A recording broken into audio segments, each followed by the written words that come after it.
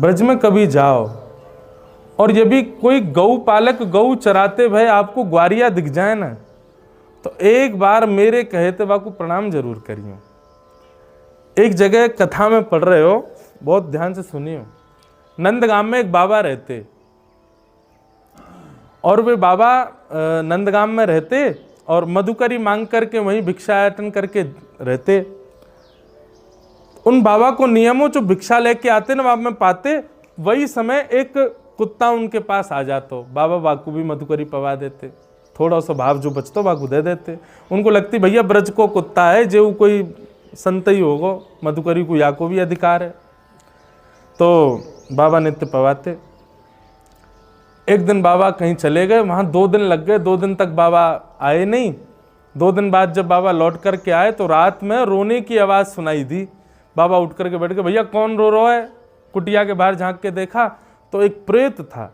वो प्रेत बोले महाराज जी, आपकी झूठन और ब्रजवासियों के घर की मधुकरी, इसको पाकर के मैं अपनी योनि से निवृत्त हो रहा था, परंतु 2 दिन तक आप यहाँ रहे नहीं और मुझे मधुकरी प्राप्त भई नहीं, मैं तो फिर से प्रेत योनि में ही रह गया। मतलब वो कुत्ता कोई और नहीं था, वो एक प्रेत था जो उसके रूप में नित्य आता था और आकर के वो मधुकरी प्रसाद ले रहा था निवृत्त होने के लिए अपनी योनि से।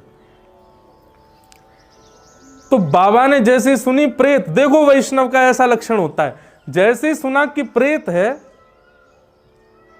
प्रेत सुनते ही उसके पीछे पड़ गए। बोले भैया सुनो, तुम प्रेत हो? बोले हाँ। बोले तुम ब्रज के प्रेत हो, साधारण तो हो नहीं हो? तो बोले हाँ है तो ब्रज के प्रेत। तो बोले तुमको ये पता होगी कि श्याम सुंदर कहाँ है? प्रेत बोलो हाँ पता तो है। तो तुमने दर्शन किए? बोले इतनी योग्यता कहाँ महाराज जी, प्रेत हैं तो प्रेतों को इतना तो पता होता है कि देव कहाँ घूम रहे हैं। बाबा चरणन में गिर गए, बोले मैं तेरी मुक्ति की जिम्मेवारी मैं ले रहा हूं, तो मुक्त करा दूंगा, तू बस इतना बता दे श्याम सुंदर कहाँ है। तेरे पांव हाथ जोड़ूं भैया, तू मुझको बता दे श्याम सुंदर कहाँ है। तब वो प्रेत बोले बाबा ये नंदगाम तक एक दूर जाओगे ना, मैं बता रहा हूं ठीक है, सुन लियो?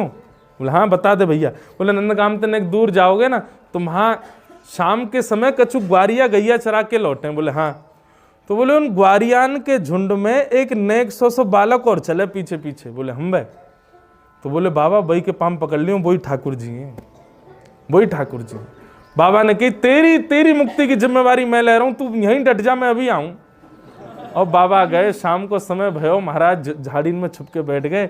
इतने में गैयान को झुंड आयो और गैया जा रही और गैयान के पीछे बड़े बड़े महाराज सिर पे पाग वाग बांध करके ग्वारिया जा रहे।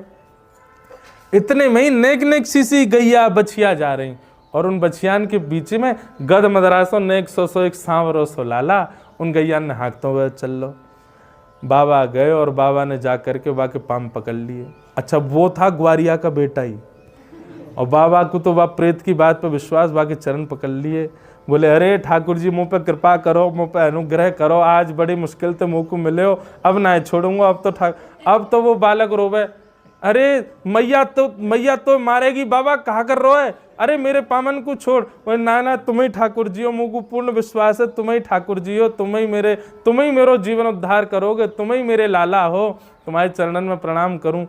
देख बाबा तो को रोटी चाहिए रोटी ले जा, मधुकरी चाहिए मधुकरी ले जा, छाछ चाहिए छाछ ले जा, मेरे पामन ने छोड़, मेरी मैया बाट निहार रही है घर पे, लेट जाऊंगा तो को भी मारेगी, मुँह को भी मारेगी, चल जल्दी छोड़।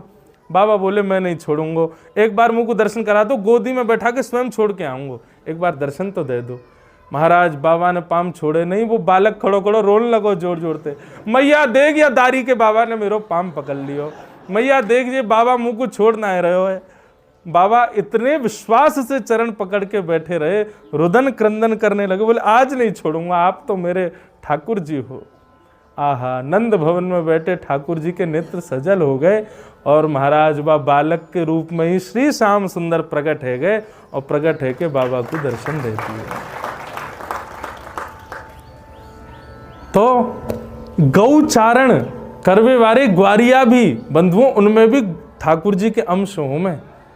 तो मेरी कही आ बात को मानियो, सबको प्रणाम तो करो ही, लेकिन कभी कोई गौ चरावे वालों ग्वारिया मिल जाए बाकू प्रणाम करें, ऐसे ही पाम पकड़ लियो। बोले बाबा छोड़ेंगे ना, तू दर्शन दे पहले। पता चली महाराज ग्वारियान की शामत आ गई।